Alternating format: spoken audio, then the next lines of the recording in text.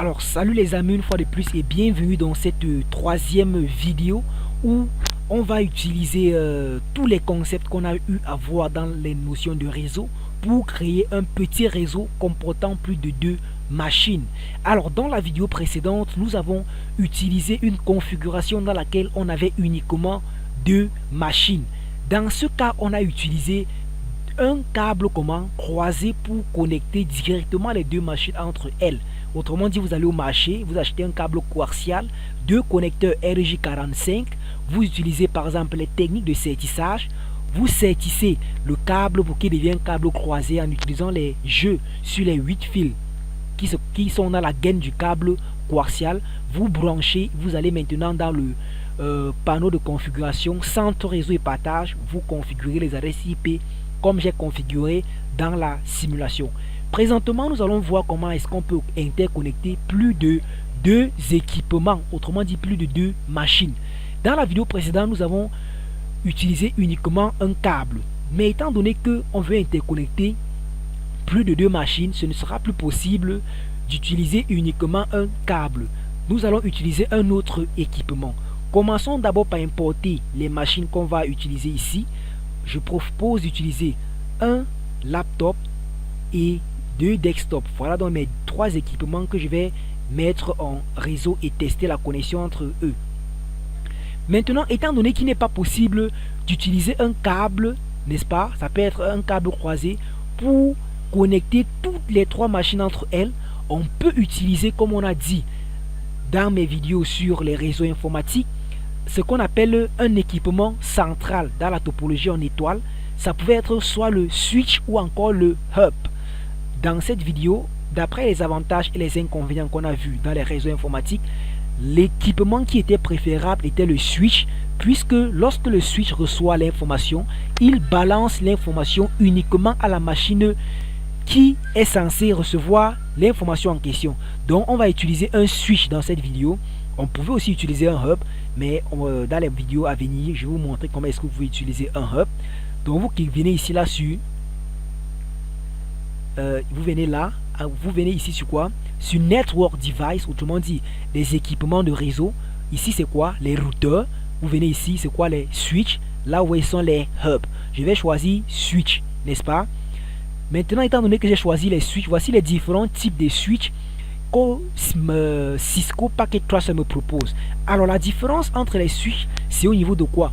De la performance de transmission des données et aussi sur le nombre de ports que comporte le switch. Si un switch comporte uniquement deux ports, alors c'est pas évident de voir un switch qui comporte seulement deux ports. S'il comporte trois ports, ça veut dire qu'on peut connecter trois machines, quatre ports, quatre machines, ainsi de suite. Je vais donc sélectionner le premier switch, je vais l'importer, je vais le déposer. Donc pour le moment, je dispose donc de combien d'équipements? De 4 équipements, 3 machines et un switch. Vous voyez donc que les trois machines ont même nature, c'est à savoir disons des machines, on peut appeler ça des utilisateurs, autrement dit des systèmes d'exploitation, puisque lorsqu'on parle de machine ici, c'est pas la machine physique, mais c'est le système d'exploitation. C'est pas parce qu'on parle de laptop et desktop que vous allez dire les machines ne sont pas de même nature. Tout ça en gros les amis, ce sont des machines. Le seul équipement qui n'a pas la même nature, c'est quoi? C'est le switch. On va commencer premièrement, comme dans les vidéos précédentes, à utiliser des câbles pour effectuer des connexions. On vous a dit, rappelez-vous dans les cours, que lorsqu'on veut interconnecter deux équipements de nature différente, on utilise un câble droit. Et lorsque ces deux équipements de même nature, c'est le câble croisé. Dans la vidéo précédente, on a utilisé le câble croisé que voici. Maintenant, on va utiliser un câble droit. Voici, vous voyez ici, là, on a mis quoi? Copper strength. Donc, ça signifie quoi? Tout simplement, c'est le câble droit. Je vais donc cliquer sur lui, utiliser dans la première machine. On ne connecte pas un câble Ethernet sur un port USB, mais sur le port RJ45. Autrement dit, il est représenté ici par quoi? Fast Ethernet 0. Je clique là, je m'en vais sélectionner sur le switch. Vous voyez donc que le switch possède un ensemble de ports. Vous voyez combien de ports? Ça part de 1 à 24. Ça veut dire que ce switch qu'on peut supporter jusqu'à 24 machines. On va utiliser seulement les trois premiers ports. Je clique là, la connexion est, j'ai fini la connexion. Je passe à la deuxième machine. toujours deux équipements de nature différente. Alors ça veut dire que je vais utiliser un câble comment? Un câble qui est droit. Je sélectionne donc le câble droit que voici. Je clique sur le laptop, face Ethernet 0 du laptop, autrement dit son port RJ45. Je clique sur le switch. Je clique sur le quoi? Face sur le deuxième port du switch. J'ai connecté.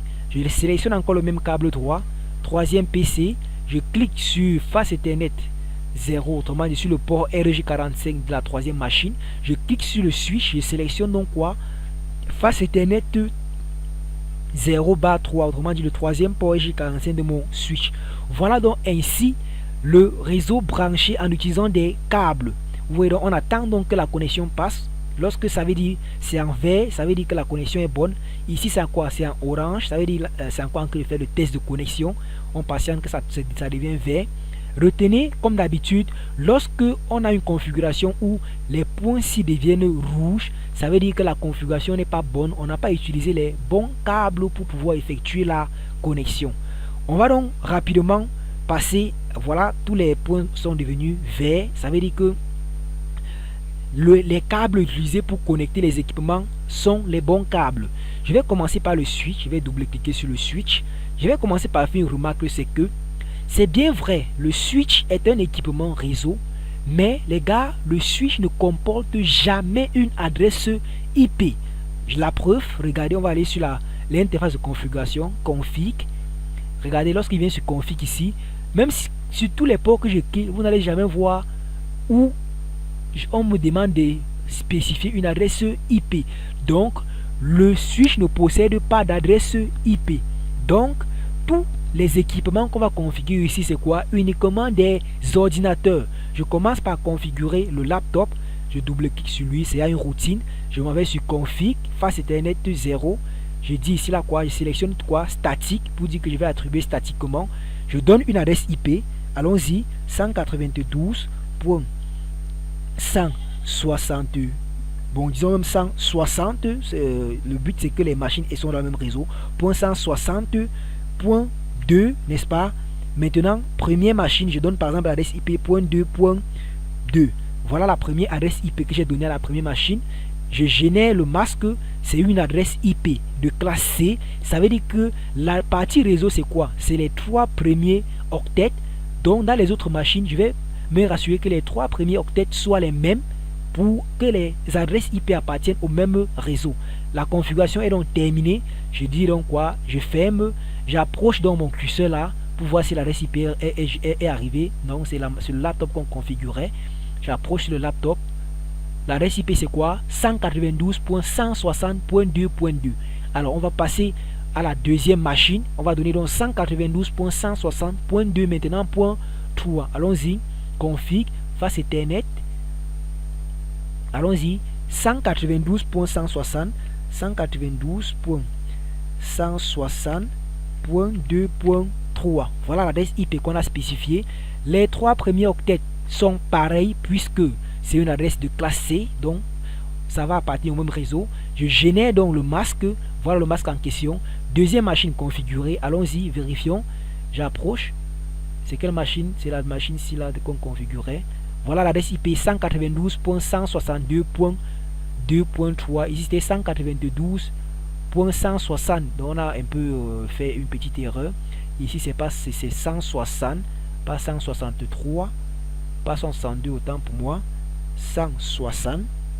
Si on laisse à 162, les gars, rassurez-vous, la connexion ne va jamais passer puisque les machines, les adresses IP ne vont pas partir au même réseau. Configurons la dernière machine. Allons-y, config, face Ethernet.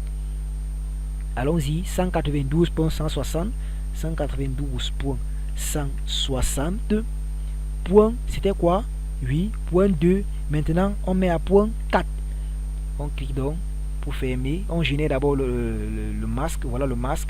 Vérifions les adresses IP. Allons-y. Ici, vous voyez donc quoi? Allez regarder avec moi. C'est sur face Ethernet 0 hop 192.160.2.4. Ici, 192.160.2.2 et là 192.160.2.3. Ainsi, l'adresse IP configurée. Passons directement au test de connexion. Voici la machine qui possède l'adresse IP 192.160.2.2. Je vais faire un ping de la machine C à la machine C. Allons-y. Je vais pinguer. Aller sur desktop.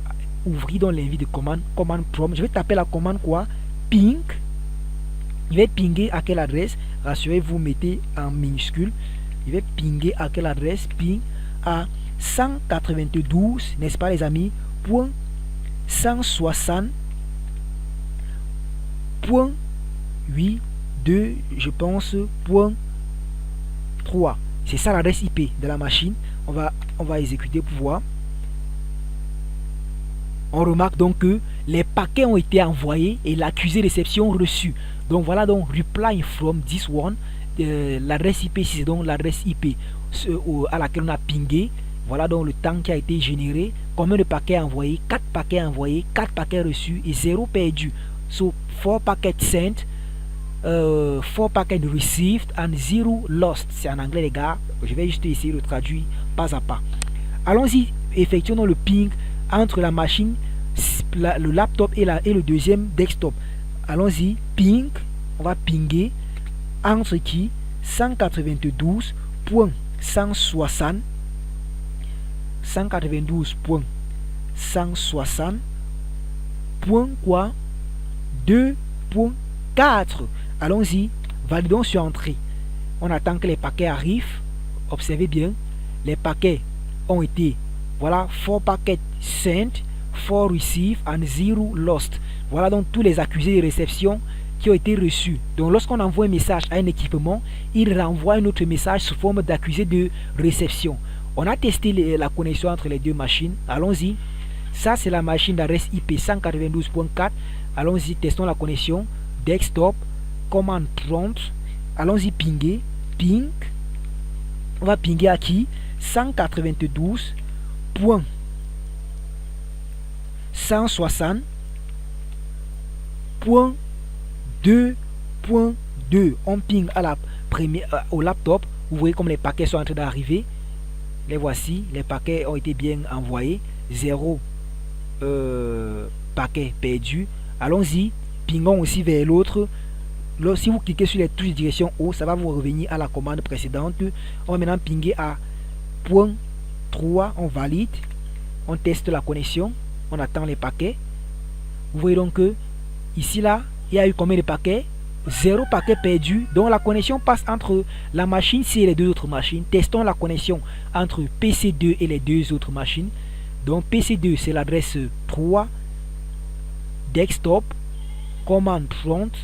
On va pinguer, ping 192.160.2.4 d'abord.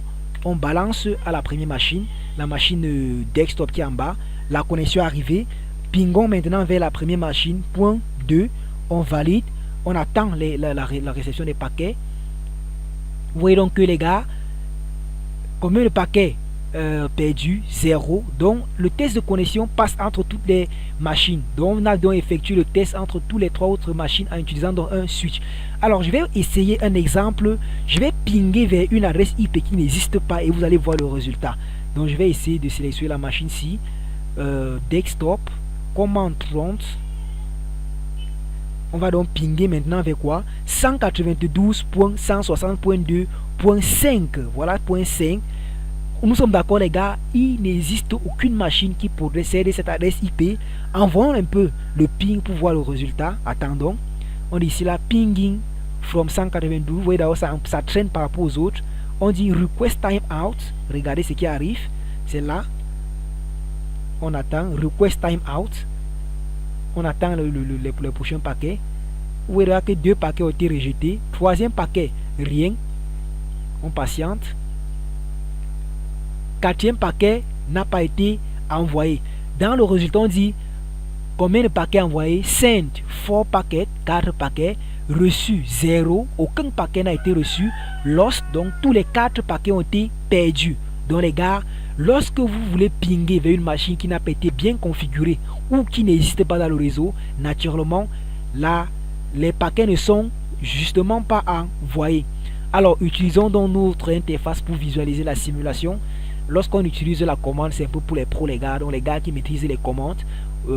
Utilisons un peu notre interface pour faire comme un petit jeu d'enfant. Envoyons un paquet simple de la première machine, donc du laptop acquis au PC3. Allons-y.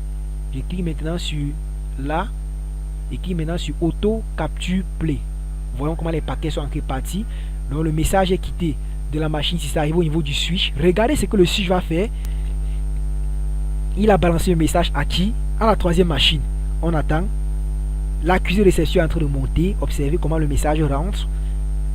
Il arrive sur le switch. Il repart uniquement sur la machine et on attend le message OK. Voilà comment le signe OK est en train de clignoter. Vous voyez donc que avec le switch, le message est quitté de laptop 1 uniquement à laptop 3. Maintenant, si c'était le hub, qu'est-ce qui devait se passer? Le message devait arriver au niveau du hub, être dispatché vers toutes les autres machines avant que chaque machine identifie le message et envoie l'accusé de réception. Donc voilà le test qui a été fait. On va encore faire la simulation entre le PC et l'autre là. Revenons ici, sélectionnons. On dit on quitte un message, quitte de là pour arriver là. Allons-y, on clique là, capture auto play. On attend. Donc les deux messages sont en train d'aller simultanément. Le message qui quitte de là à là et le message qui quitte aussi de là à là. Regardons comment la simulation se passe. L'accusé réception est en train de remonter. Ça c'est pour la première simulation qu'on a d'abord lancée. Regardons. Alors on dit OK, ça va mettre OK. Sur la première machine-ci, oui. Ça c'est le premier qu'on a fait. L'accusé réception donc rentre le message qui est quitté de là à là. Ça dit maintenant OK.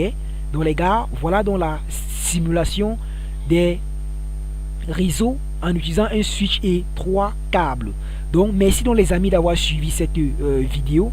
Je disais tantôt que si vous voulez donc vous arrivez sur le terrain et que vous voulez effectuer donc cette configuration, vous allez au marché, vous achetez un switch qui comporte, ça peut comporter jusqu'à 24 ports. Au cas où dans l'entreprise il y a 24 machines, vous achetez combien de connecteurs RJ45? Comme c'est 24 machines, vous achetez 24 x 2. Ça va faire combien? 48 connecteurs RJ45. Une pour chaque machine et une pour le switch. Vous utilisez les techniques de sertissage. Vous sertissez le câble en câble droit en faisant la nuance au niveau des différentes couleurs du câble. Vous venez donc tout simplement connecter comme vous voyez là. Vous partez maintenant dans le panneau de configuration, centre réseau et partage. Vous configurez les adresses IP. Rassurez-vous les amis, adresse IP de même réseau. Donc les 3 premiers bits doivent être identiques si nous sommes dans une adresse de classe C. Donc les amis, je vous donne donc rendez-vous à la prochaine vidéo de cette formation où, comme dans le programme, nous allons donc essayer d'utiliser donc la simulation avec quoi? La configuration des serveurs DHCP. Donc on va trêve de bavardage les gars, on a l'habitude de dire le serveur DHCP permet de faire ceci, permet de faire cela, mais on ne visualise jamais comment est-ce qu'on fait pour l'utiliser. Donc rendez-vous donc à la prochaine vidéo pour que je vous montre comment est-ce qu'on utilise un serveur DHCP pour générer dynamiquement les adresses IP dans un réseau informatique. Alors déjà merci à vous de m'avoir suivi tout au long de cette vidéo et n'oubliez surtout pas, si vous êtes nouveau sur la chaîne, commencez premièrement par vous abonner. Tout le monde connaît la procédure d'abonnement en cliquant sur la touche s'abonner et ensuite activer la cloche de notification pour pouvoir donc avoir des notifications concernant des nouvelles vidéos que je vais poster sur toutes les autres parties de votre programme du lycée, que ce soit en programmation HTML, JavaScript, base de données, invite de commentaires, ainsi de suite. Et les amis, partagez massivement cette vidéo pour pouvoir faire bénéficier vos camarades de ce petit chef-d'œuvre. Alors merci et bonne journée, bonne soirée à tous.